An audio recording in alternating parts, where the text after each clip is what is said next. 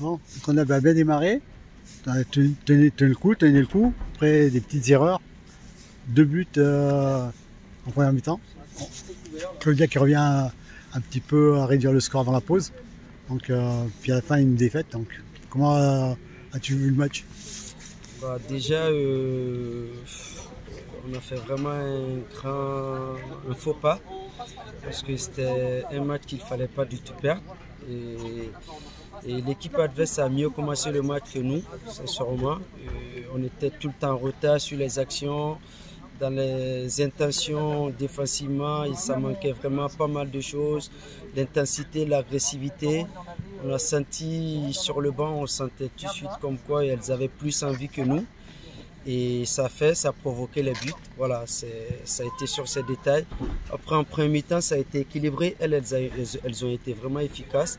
Les occasions qu'elles ont eues, elles l'ont mis.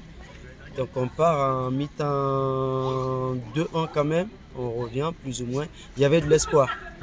Donc on essaie d'ajuster 2-3 trucs. On sort avec une autre image, un peu plus d'intensité, avec une petite dynamisation avec le ballon et on sort avec notre intensité.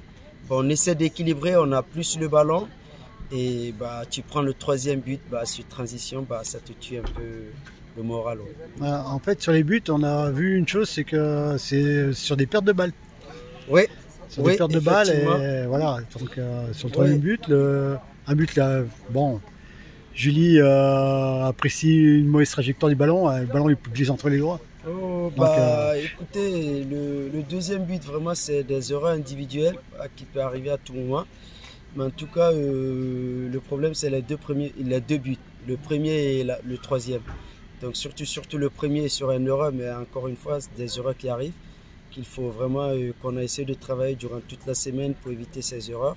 Et surtout dans la zone de sortie de balle. Mais bon, c'est le foot. Est-ce que vraiment, là où l'aspect que je demanderais plus à mes joueurs, c'est vraiment l'attitude de défendre, l'envie de gagner. Et voilà, après les autres, sur les entraînements, on pourra avoir le temps de travailler là-dessus. Comment expliquez-vous ce manque d'envie en début de match? Bonne question. Et je ne sais pas si vraiment c'est la pression ou l'émotion ou la précipitation, tous ces aspects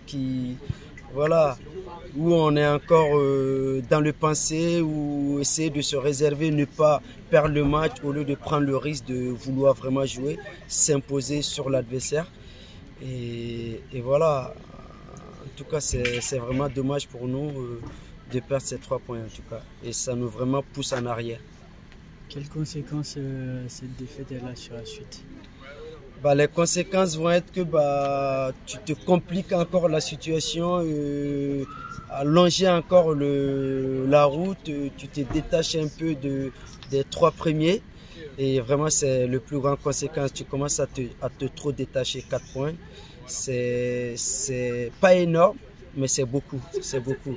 Donc, il va falloir vraiment redoubler ou tripler même les efforts pour pouvoir réduire les écarts.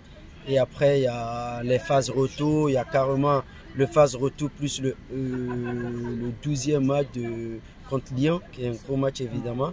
Donc, il va falloir vraiment lever la tête, travailler et multiplier les efforts pour pouvoir vraiment réduire l'écart.